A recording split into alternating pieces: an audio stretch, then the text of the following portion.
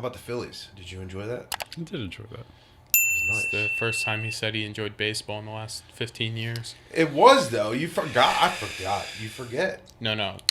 Yeah. He was actually like good Oh, at he baseball. said that. Yeah. Oh, I thought you were talking about me. But you have to remember too, like that was 11 years ago that they made 11. it, and like 11 years ago was like that gets you nostalgic a little bit. Oh my God. we were in college, right? You were in college then. Yeah.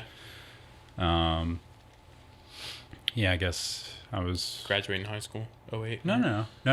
11 was last time they made the playoffs, not the World gotcha. Series. Yeah.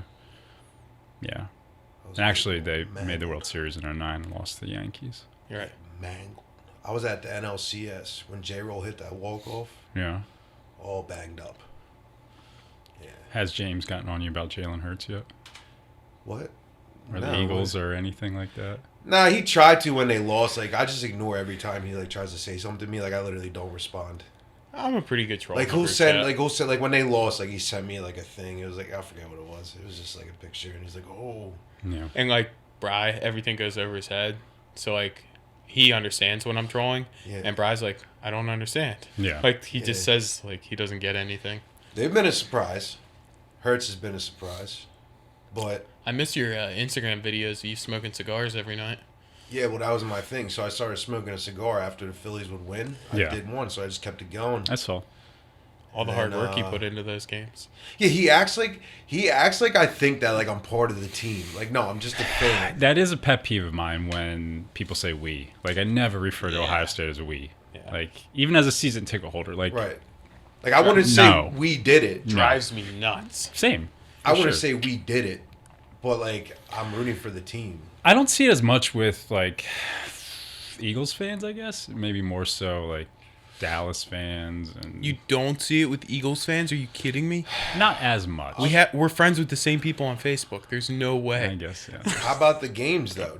Would you not say that the fans at the home games played a part? But again, They said it was electric in there. it's not we. No, I hear you. But I'm just saying, don't you think the fans course it play plays a role? part, yeah. All right. Dude, I think it all started with that one game at the Seahawks stadium where they were talking about how loud they got, and they like, Decibels, man. yeah, 12th man. they broke a record and all that Yeah. stuff, and then all this, that just built all the hype because now the Browns are like that, the Eagles fans are like that. I don't know. You seem like you feel like it's pointless to root for a team So because they're not paying you.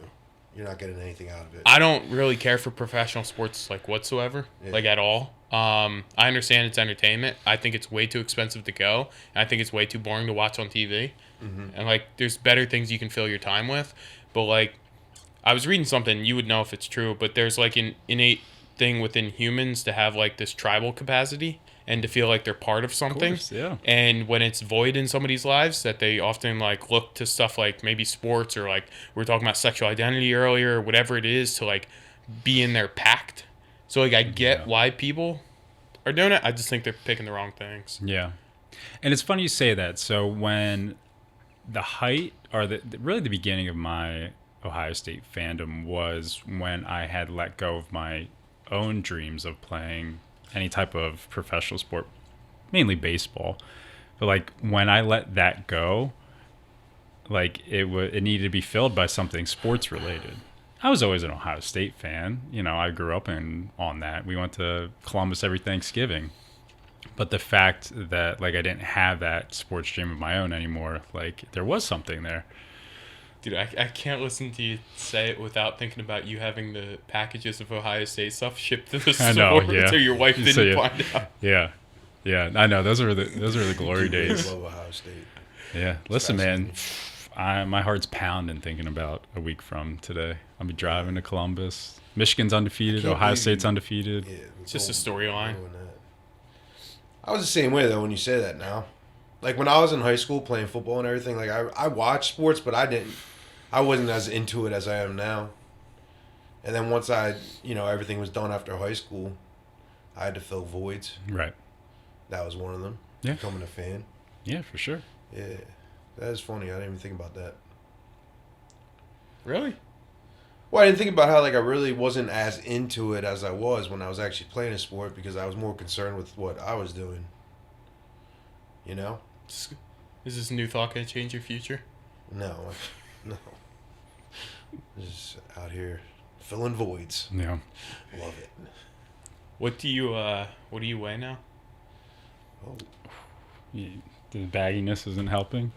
I have to guess like 180. Yeah. But, Yeah. About 180. Yeah. At least that's healthy. So you dipped down to like 170, didn't you?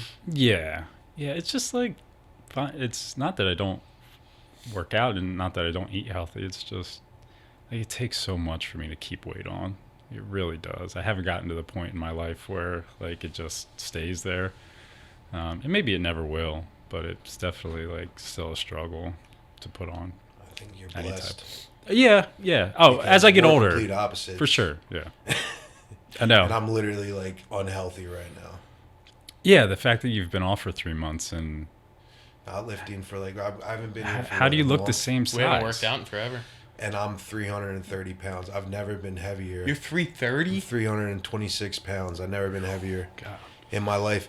It's because I've talked about filling voids, man. I love food. Yeah. I love it. I went to McDonald's the other day, and I just made love to 2 McDoubles. You know. Yeah. But yeah, the point is, I was saying is, you should feel like be grateful I am. that you get back into a nice, sleek, sexy look. Great Whereas Grandpa my Bill. titties start sagging. I thank Grandpa Bill.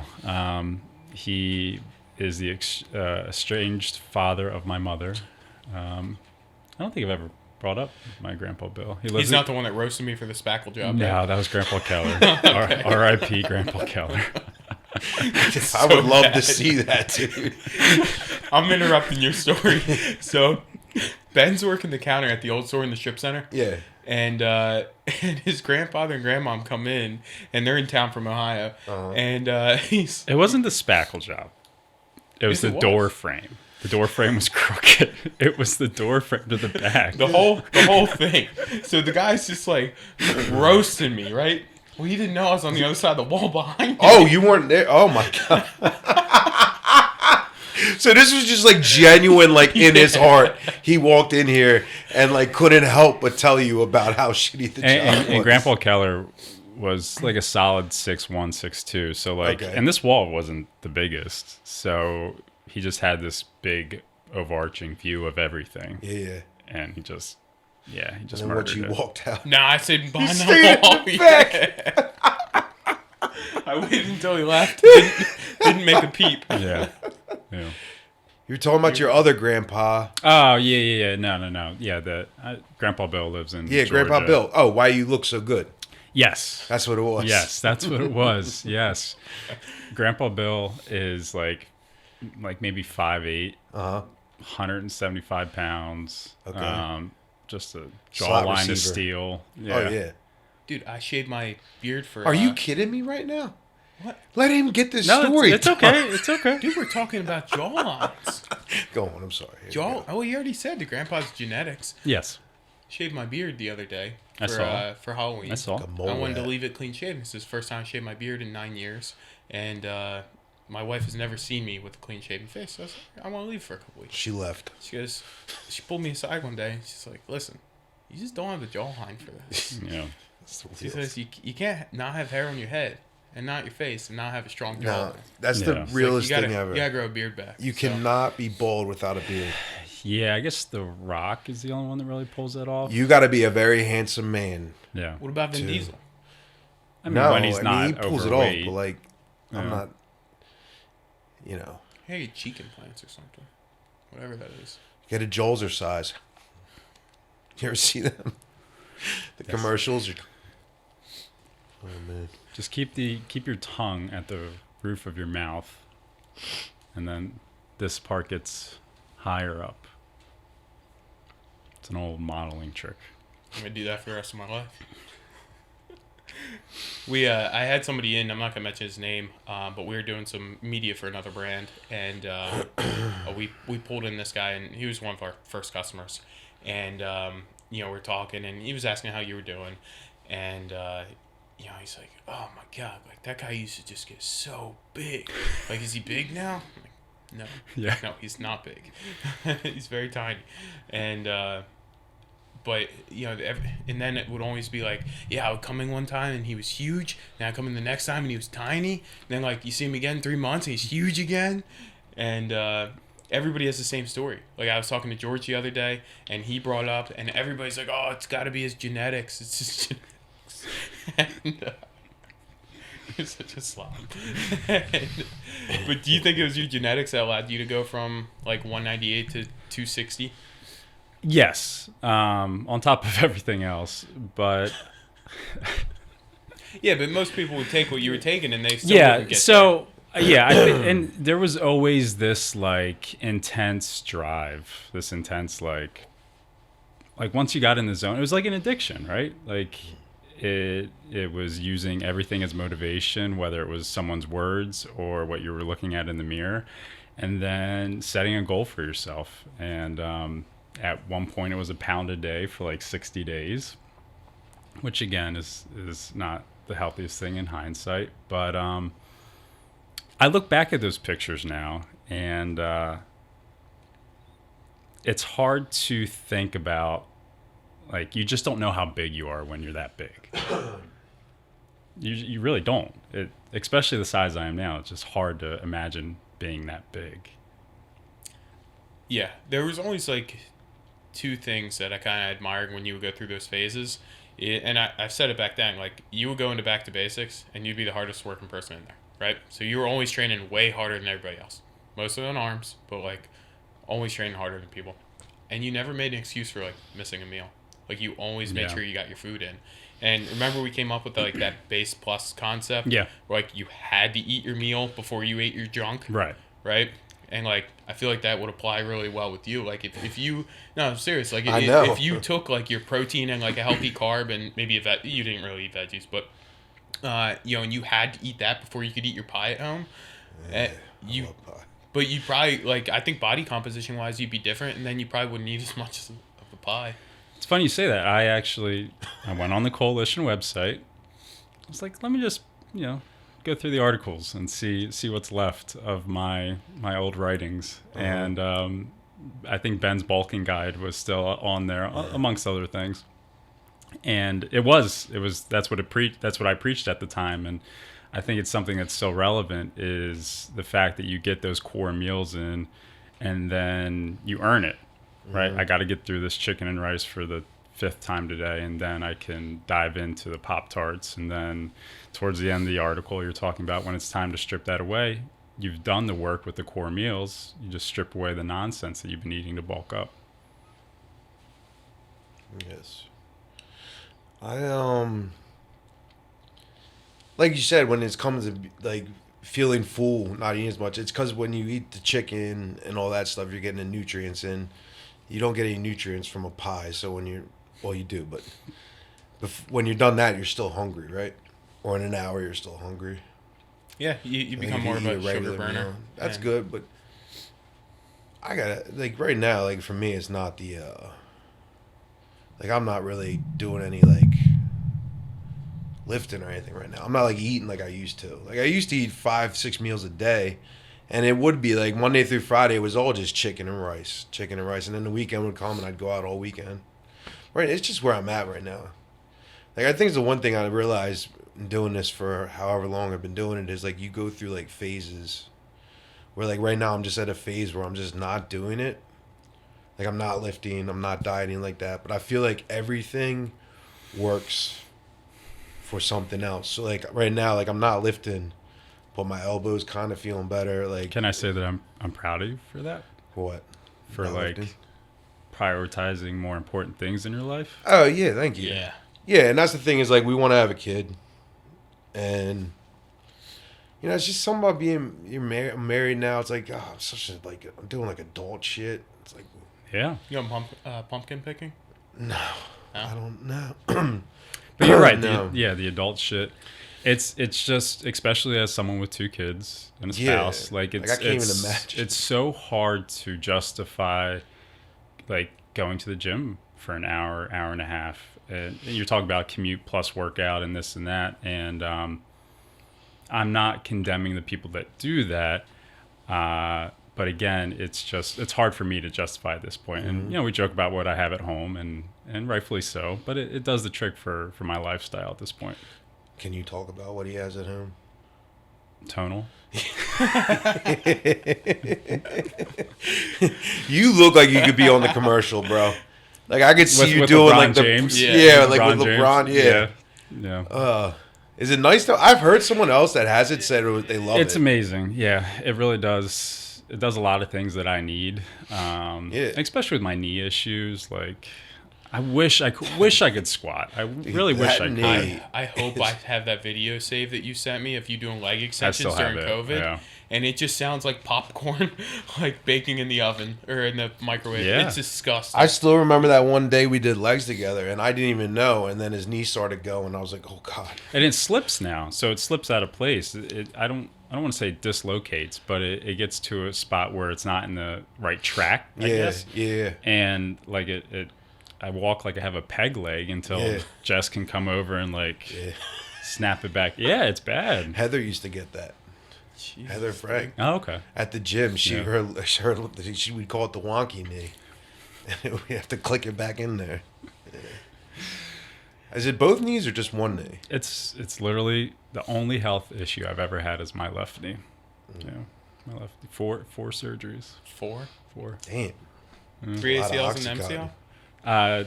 2 ACLs and 2 meniscus. Yeah. They used to give that out. I remember all my friends that got knee injuries. They would be giving out the Oxycontin for that back in the day. Oh my gosh, yeah. They give you like 80s and 30s. That was always my, that was kind of the baseline for my view of addiction. Yeah. As a disease. And, that was kind of always the argument, especially early on, back when people weren't as privy to it or more ignorant. With addiction as a disease, I was like, listen, I was prescribed over 200 Oxycontins in my life, and really over the last 8 years with these knee surgeries, and for the most part, I took them all. But when I was done, I was done. Like, I just didn't have that genetic predisposition to addiction. Did you get sick, though, when you were done taking them? Looking back, yeah, can you feel it? Yeah. And of course, the physical effects. You had the physical effects from that. And by the the fourth knee surgery, I just did 800 Tylenol. I was like, I'm not doing this. I was going to ask you that. Did you feel like you needed that amount of Oxycontin? I mean, for an ACL surgery, for sure. Yeah. Not that amount. Oxycontin for sure. Not that amount though. That amount was ridiculous. And you have to remember that was back in 2012. Yeah, and this was back before all the the lawsuits and the sanctions and everything else. So it was a different ballgame back then. They were pushing that shit hardcore. Kind of like that vaccine they're pushing right now, aren't they? Oh, we're not gonna. Okay.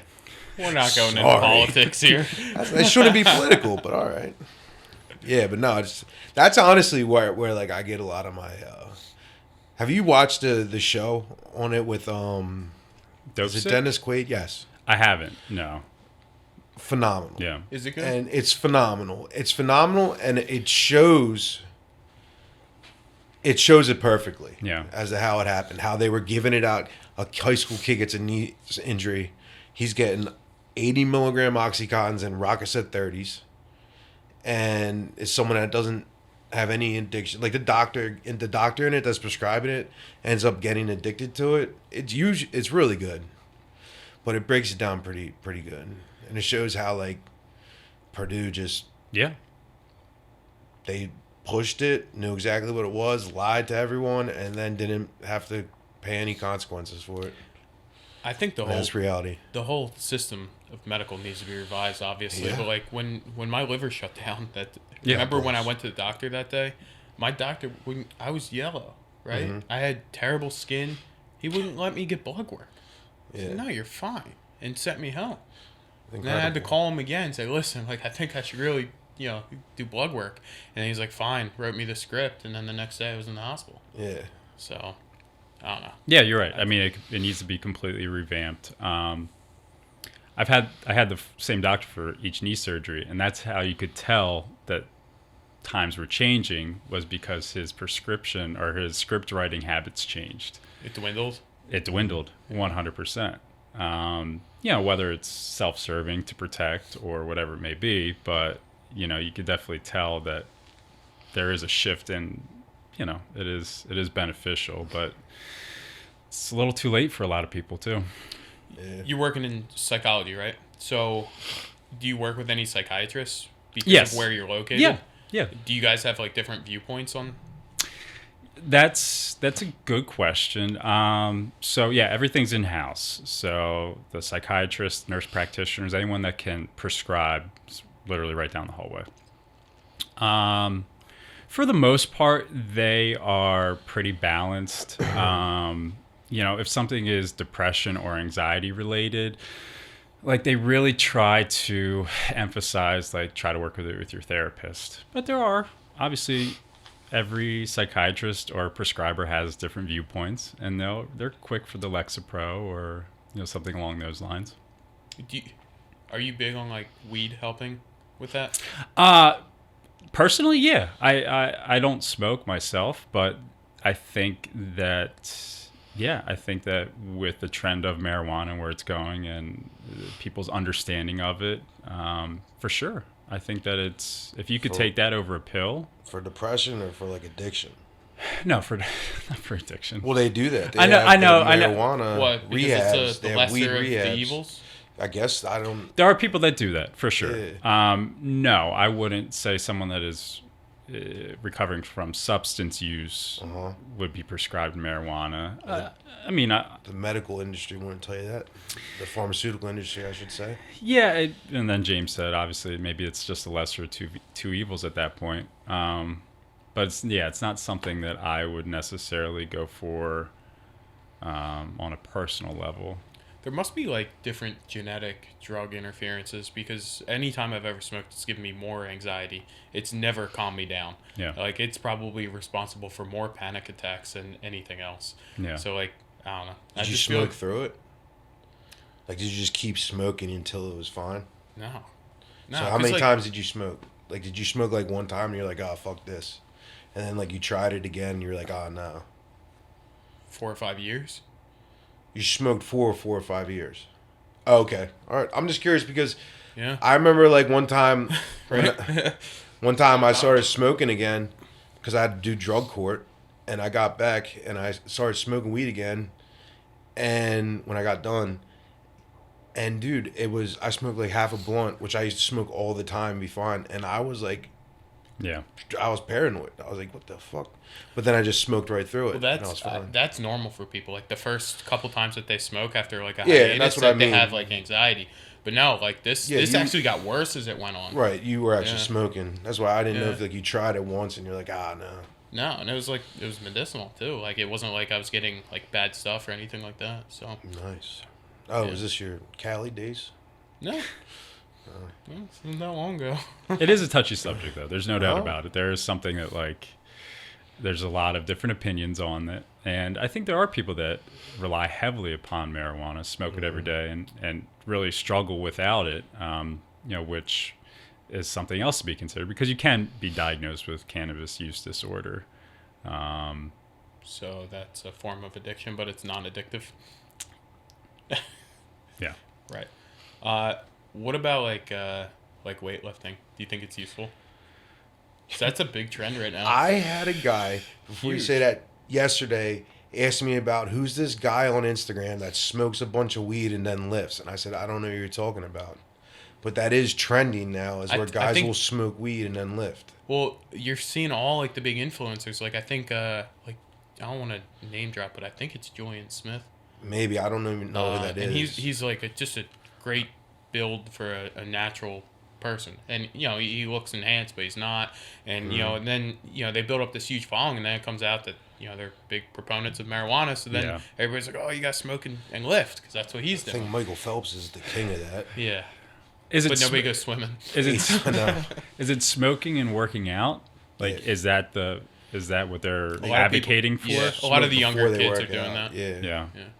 They're saying it helps with the mind-muscle connection. I haven't seen any research regarding that. I'm sure it's being developed, or maybe there's some out there, but I've had clients use marijuana for like eating purposes, for appetite purposes, to increase appetite. But in terms of performance, I just don't know. You never did it? No. Really? I did when I was like 19 or 20. Shit. No. You just get I lost in lifted the on all gym. kinds Like you of get shit. confused. Like you're in there, and then like next thing you know, you're standing there for 15 minutes. Yeah. That's horrible. It's just I don't know. Maybe cocaine, but I'm not smoking any weed before I go in there. it's a generational difference. Do a little Yeah, of that for yak. sure. It's like pumping. You know what I mean? That's what they used to do. You know? Then when you're done, you take a little bit of the other stuff to calm you down. You The know what I'm old saying? upper downer. Yeah. Yeah. We were talking about your size difference earlier, and you know, I was just thinking about how like what you would take is so minuscule to what kids are taking now, Yeah. and yeah, we're sure only thing, looking sure. at like 7-8 year difference. Yeah. It's just crazy how that's like You were a phenomenal responder. Yes.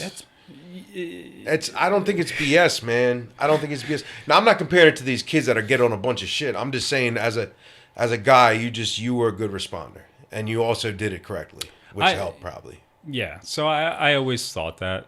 Obviously, James is rolling his eyes, but I always thought that. Of course, I think everyone responds differently to 100%. different Yeah. substances for sure. I just think you worked harder at the details. So like if you took an identical person, right? And We could pick one, and I know who I advocate for all the time. We won't name drop, but I swore, maybe not now, but back then, like, he busted his butt and kind of looked the same all the time. And I said he busted his butt, and James would go, absolutely not. I think we lifted with him before. Probably, Yes. he's one of my close Yeah. friends. Oh, Or- maybe not. Anyway. He used to work with us, Yeah. demos. Yeah. I agree, though. I right now I see a lot. I've always seen it though. You go into retro and kids' first cycles trend, and they're not even benching 315. Yeah. Their squats are absolutely atrocious. Their quarter squat in mean- 315. you never had a good squat either. At the warehouse, we did okay. We got 550. Smells funny in here. So I was actually thinking about that, just Meat? regarding substance use and like Are you comfortable talking about like what you kids. took? Oh yeah, sorry. Probably not, no, Okay. but I'll speak broadly about it. So Should've covered that before. no, it's okay. It's All okay. right. So I was thinking about it. If someone came into my office and said, "Hey, I'm suffering from these things, anxiety, depression," and they had talked about using Tren or Test or running a decent cycle, how would I approach that? And so there's two different schools of thought. Obviously, you have billing purposes, insurance purposes. Like, you have to have a diagnosis to bill for insurance. So you would diagnose with depression, anxiety, but you're really not supposed to make that diagnosis if there's mood-altering substances involved. And James and I would talk about this, and I was a big proponent of what is normal. What is normal? Yeah. We put these things into our body that alter how we think or how we respond to things. So I would say to this person that walked in my office, hey, we can work on these things through coping strategies and this and that, but take away the drugs, take away the substances, and how are you responding? How are you reacting to things throughout your life? I think it's a big deal, and a lot of people choose to ignore it. Yeah, I don't even I've gone through that myself with the anxiety, and at first I was like, nah, but then I realized it's like, even testosterone can increase your anxiety when you're on it. And the anti-estrogens can mess Right. with you too. For sure. But like, what if they were like, listen, can you help me manage this as best I can while on that stuff? Of course. And that, yes. Then that goes back to the coping strategies, understanding triggers, things of that regard. But that takes a very balanced individual to come to terms and say, like, these substances that I'm putting in my body are making me make decisions differently, react to things differently, right? So that's a mature thought within itself. Of course, yeah. And it took us years Yeah, even understand that. And, again, the kids take a lot more stuff than we took back in the day. Yeah. And, You're talking about a lot of like increased self-awareness, the things that really bring this stuff to light that not a lot of people have. So you're right. Like there is that baseline there. And then it goes back to, well, I'm just doing TRT. I've been out of the game for a while, but I'm assuming TRT to a lot of people is 250. Yeah, 200. Well, 250 if it's Chinese stuff Right. you got in the box. Right. 200 if it's from the doc. Yeah, which again is not TRT, and which again, like you said, testosterone can exacerbate a lot of symptoms. Mm-hmm. So yeah, it's just it's definitely one of the things that I think plagues the population that you service. When I knew you were gonna stop, with the hardcore lifting and taking stuff and even regular supplements, I guess that kind of started to go down COVID-ish time. Yeah. Maybe right before COVID, and one of the things you said to me, and we were sitting there with George actually, and you're like, I hate myself when I start lifting. You're like, I look in every mirror at myself. I start flexing in mirrors, and I look at my reflection in my car windows and stuff. And you're like, I just turn into such a douchebag, and I just hate that person. Yeah. And I thought that was really interesting, and I've paid attention to that within myself, over the last few years since. Well. Listen, I'm a different style of douchebag every day, so that's really, different. dude? That's different. But dude, when have you ever seen me flexing? I don't even want a mirror in the gym. I put that for everybody else. Bro, you sent me pictures of what? Of you flexing in the mirror. There's progress pictures. There's differences. That was years ago. That was before we had this talk. So, referring back to that conversation, obviously, knowing I was doing this podcast, I looked up. I had a vague understanding of body dysmorphia in terms of a diagnosis, but it's not something I engage with routinely. Like it's kind of outside of my clientele or population.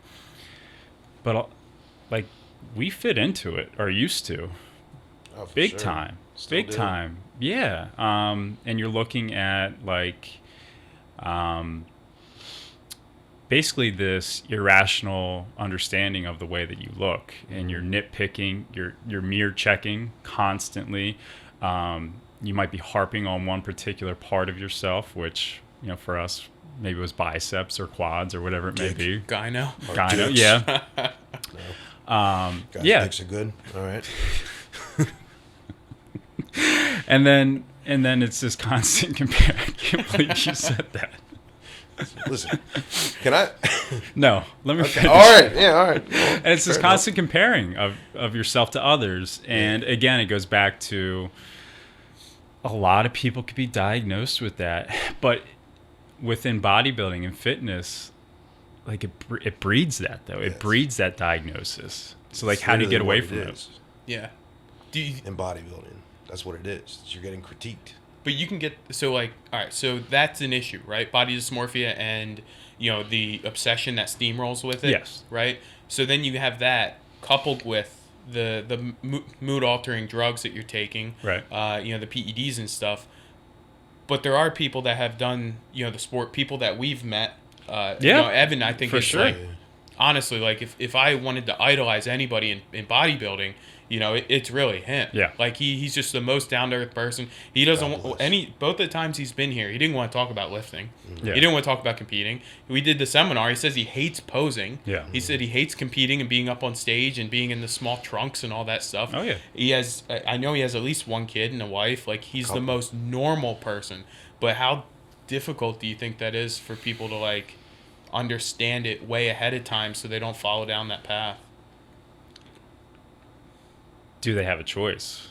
Once you get in it, do you have a choice? Because you're in it, and It becomes then your identity. it becomes your identity, which is awful. It's an awful identity to Right. have, because that means that you can't live without it. Right. You don't know who you are without it, and there really shouldn't be that big of a facet outside of your your wife, your kids, or whatever it may be, there shouldn't be that big of a facet such as lifting or the way that you look that should take up that much of your identity. It's just not, in my opinion, it's just not healthy. It's just not a way to function. And of course, like, there's narcissistic traits that come along with that. I don't think anyone necessarily has a personality disorder or anything along those lines, but they're like, it's just a selfish type of lifestyle that requires an immense amount of balance that not everyone has. I haven't even been a father for a year, but being able to just, for maybe the first 6 months of her life or so, I was dieting, but like to be able to do it and not think about it and not put any pressure on your family about it, and like, basically live life normally, so that way they didn't even know about it, Right. is so difficult to do. And because it does consume you, and you're constantly thinking like, oh, well, I need to make this adjustment to my diet, or, we're going to go out to eat. Like, what am I going to eat? And, just having all those different pressures. We were talking about just aging, before, and getting older and all that stuff. And it's a young man's sport, man. And I feel like after 30, maybe 35, it's just unattainable. Yeah.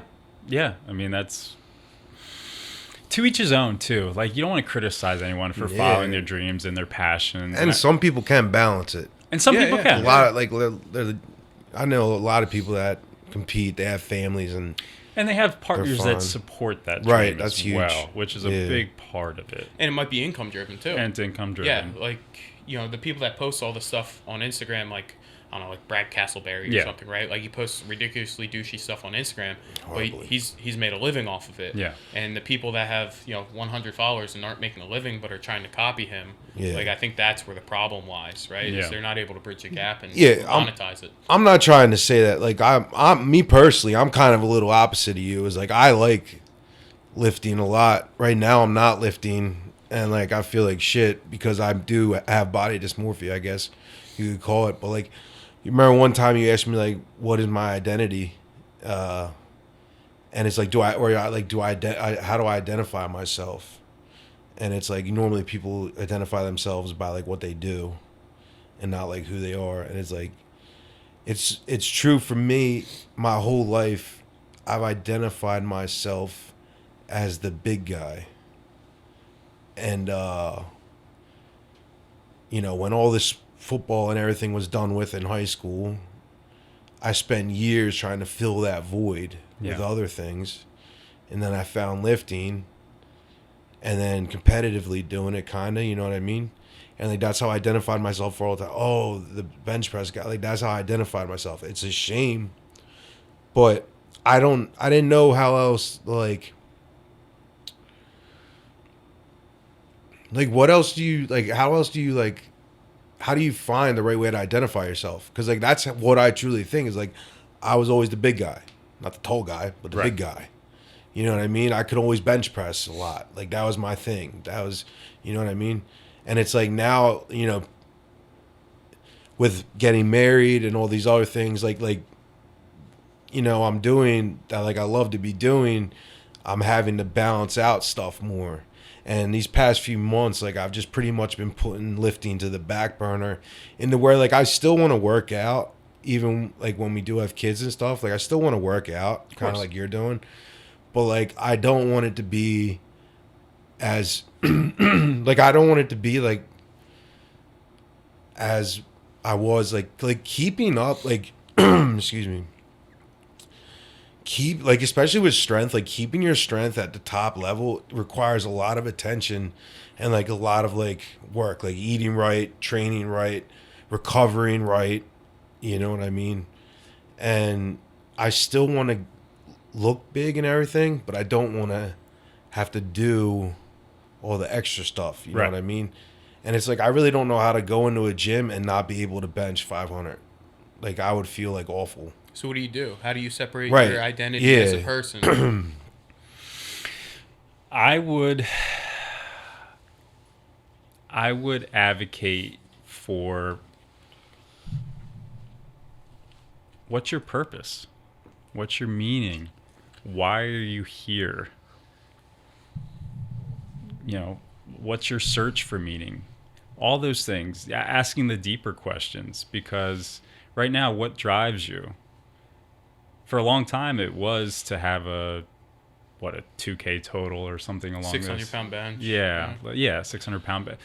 So what happens when you achieve those things, or what happens when you come to the realization that you can no longer achieve them? Then who are you?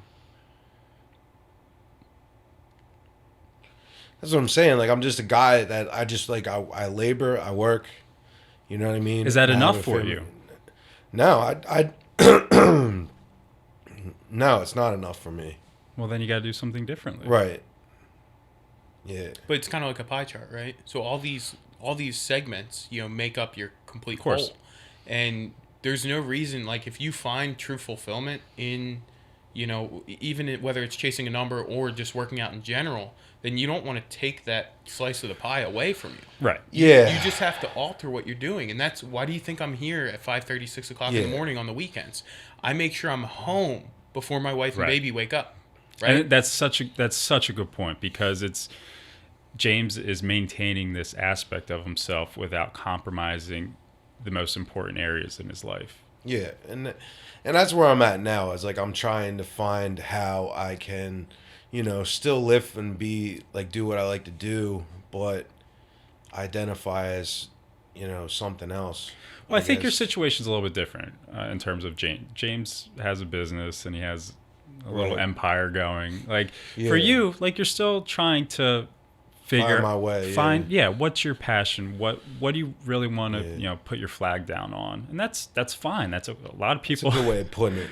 A lot of people struggle with that. I put my flag down on, like, when I was in high school, it was football. And when I got out, I didn't. And then I got into the powerlifting thing. That's where I put my flag. I'm like, all right, this is what I'm going to do. And this is what I like to do and how I identified myself. And now it's like, I need to find somewhere else to put my flag. Yeah. It took me 10 years. Yeah. It took me 10 years to really figure it out. Longer. What would you... So Ryan's stuck on, like, identifying as something. Like, do you... Like, if you had to say something that you identify as, is there anything there? For me, there's not. Yeah, like, I don't consider myself a business owner. Like, I don't consider myself that. A sub-supplier? Right? Yeah, sub-supplier. Jesus. He brings it up all the time. You drug dealer. The supplier. And, I don't consider myself like a power lifter or a bodybuilder, any of that. Like, I don't care about any of that stuff. I'm just like part husband, part dad, and like I have a few hobbies. Yeah. That's it. And I go to work. Right. What about you? So I think that I identify myself by the things that I put effort into. Put effort into being a good therapist, to being a good husband, to being a good father, to being a loyal fan of Ohio State, to being a family man. Like, so I think my identity is what I show myself that it is. Mm-hmm. But like, if somebody said, you're on the hot seat, what's the first thing that comes to mind? What do you identify as? Yeah, I mean, it's nothing. It's blank. Yeah. It's blank. Like, but you would probably say like powerlifter. I would say male. I identify as male. We're not going there either. Yeah, well, not right now. I wouldn't. Right. So, do you feel a little lost in that? Right. That's what I'm saying. If someone asks me like, how do you identify yourself? Right now, like I like what you said, and it's what I put my effort into. I can't find the words to say it like that, but that's good. It's like what I put my effort into, and right now I put my effort into nothing other than going to work every day, coming home, and that's it. And that can wear on you. Yeah, it's a lot of things right now. You know what I mean? That we don't have to have a therapy session. Well, I'm not. I'm not getting into that. I'm not going to get that way. But it's just a lot of things where like everything's fine, and like I don't know how I got into it, but like it's like I just thought what you said about the identity thing and everything, and it's just funny. But back to everything else is like I still feel like, listen, if you can do it and it works for you, it's fine. Like, you know what I mean? But you have to make it work for you, and James is the good example of that. Like he doesn't work out at 5:30 anymore, right? Not in the morning, not in the after or evening. It depends if it works with my wife. Of course, like if she's with the baby and like Yes. they're going to do Yes. something. I'm like, oh yeah, I'm gonna get this workout in. But yeah, I mean that comes first, and like everything else is adjusted accordingly. Right. Right. And I feel like when you have the kid and everything, it changes your mental state, doesn't it? Yeah, it's just scattered all the time. Yeah. He knows. I'll tell you what, I have to say, like, when you worked with us and you had Ellie, complete respect for you now. Because I've been on night duty since At August. 25 too. I know. What was I thinking? I know. And we worked a minimum 10-hour shifts back then. 10-hour shifts. And I was thinking about that the other day. I'm like, man, I wish I knew, so I would have been more forgiving towards you.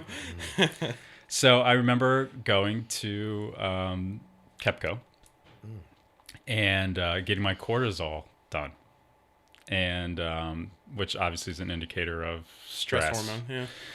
So when I got it done before Ellie, it was 12, and when I got it done after I became Ellie's father, it jumped up to 27. It's like, oh, I guess you're not sleeping that well. Like, but it didn't even process on me. Like, you would tell me that you slept for 4 hours, right? Yeah. And I would say, well, last night I slept for 3. Yeah. Like, I'm fine. But the wear and tear of sleeping 4 hours for 6 months Right. is a whole different feeling than having one night of sleeping for 4 hours. Yeah. And just being able to be focused after that and how draining that is. I don't know if I told you, but our daughter doesn't sleep at night. And Yeah. Danielle went nuts, and she was just like, listen, like, you got to do night duty. Yeah. So I've been on night duty since August, and it's been brutal. Like, it changes, like, my mental chemistry, I swear. Yeah. So. Yeah. Sounds awful. Yeah, which is a good point. Like, Never sleeping. just a full circle type of thing. Like, someone comes in, again, to my office, and the clientele that I work with is lower income and has a lot of things, a lot of trauma, some substance use, a lot of different things going on. Common theme is no sleep. Sometimes because of the diagnosis, sometimes because of trauma, whatever. No sleep, no exercise or really daily activities or hobbies, and maybe food insecurity, but just not a healthy appetite or healthy eating. Like, could you imagine if we all could get 8 hours, could eat, and could have a little side thing that is just our thing? How many diagnoses or things that we encounter or struggle through would go away? I think about it all the time, actually. Yeah. Yeah, I mean, I don't know. I get pretty good sleep right now. You get good sleep, but if you just fix a couple other things, Right. it might feel different. Oh yeah, well that's the thing is, and I've been through some things where like I'm kind of like I like to say that I'm pretty good at being in touch with myself, and like I know where I'm at right now, and I understand like that, like I know how to get out of it, like what I'm feeling, but like I just like kind of just wait, and I'm like lazy to do it. But I understand where I'm at and what I need to do to get back to being good. And that's a good point. And just for the podcast, how many people out of the three of us have been to therapy or have a therapist? Currently? Just over the course of your life, have you had a therapist? Yes. And found it effective? I have. Yes. Yeah. Oh my God. Me too. Yeah. So for the men that watch this, Yeah. find a therapist. It's so important. Whether you're doing well or not, have a therapist. No, Yes. I'm a big. I know you've had a really good supporter of one. that, man.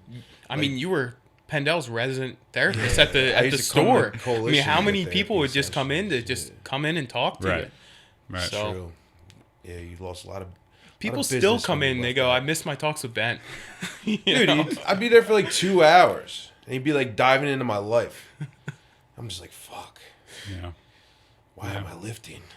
So as we start to wrap up, Oh, we're wrapping up. God. with where you are in life, I feel like you're successful. You have a brand new house. You have a beautiful wife. 2 awesome kids. Beautiful place too. Thank you. I seen the videos and stuff of your upper deck. over- Was it a deck? Yeah, the deck's with sick. Delaware That's River. awesome, Yeah. dude. You guys see the living room. You can see the river from the living room. Jesus, Yeah, it's nice. But you're doing good. what advice would you give younger kids? Hmm. Even maybe even people our age that are having those issues, you went through them all. What advice would you give them? Yeah, I mean, that's a lot. So the first piece of advice that I would give is to know your strengths, to really know yourself, be brutally honest with yourself, identify your deficiencies, but more importantly, identify your strengths. What makes you you?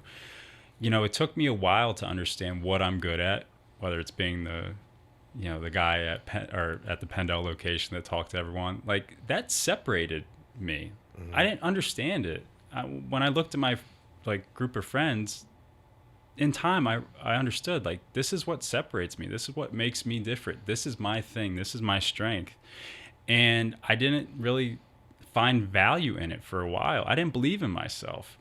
And then I took a risk, and I've talked about before, growth, any type of growth is going to be uncomfortable and it's going to be risky. Mm-hmm. So, knowing yourself, being okay with being uncomfortable, and forgiveness. Always forgive.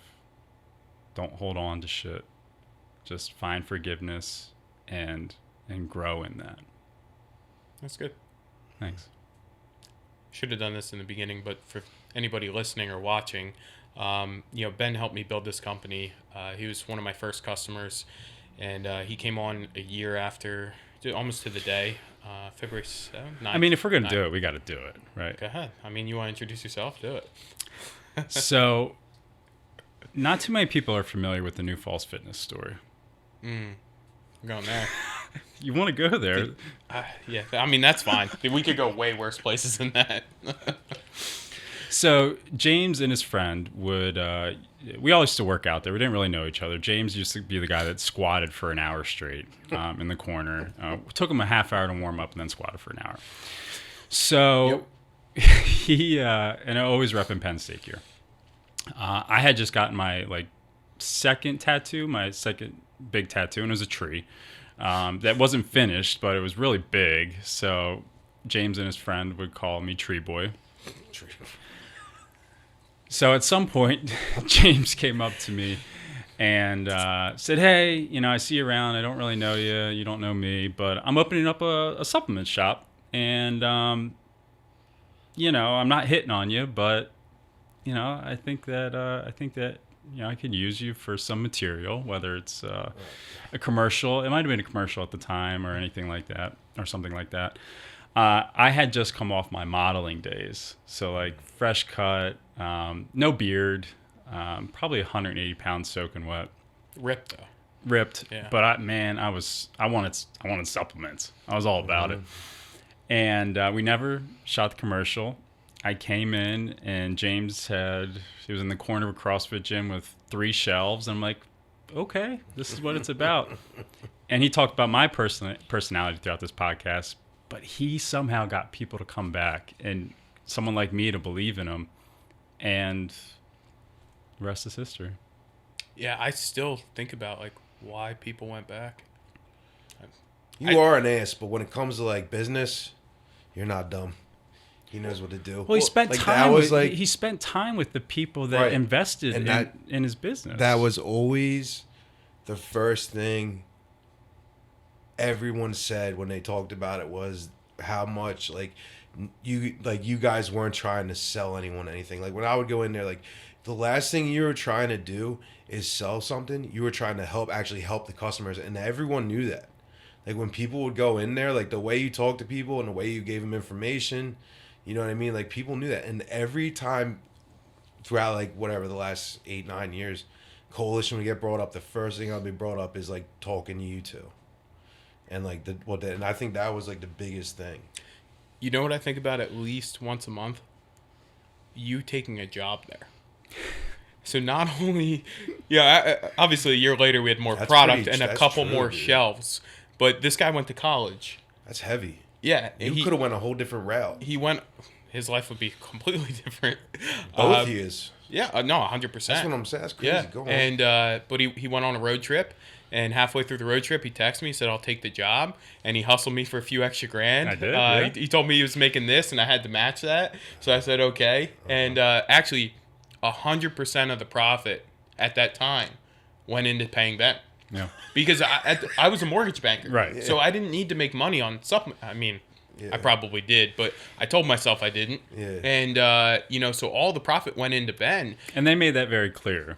James made that very clear. Yeah, Maybe James didn't, but It was somebody else. it was someone else Yeah. did. So I kind of felt the pressure of that. Like, oh, okay, I'll do my best. Yeah, but his first desk was like 2 pieces of like this stuff. Yeah. And it had a hinge on it and just like folded out and then we get tucked away.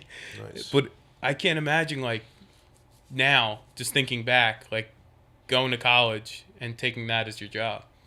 That took a lot of balls. So I know we got to wrap up, but I had decided to go on the road trip, and you had offered me the position at New Falls Fitness. Oddly enough, you said, "Hey, if you decide to come back," because I was thinking about moving down to Atlanta. That's right. Yeah. And taking a job, and I said, "Okay, I'll think about it." And I remember calling my dad and saying,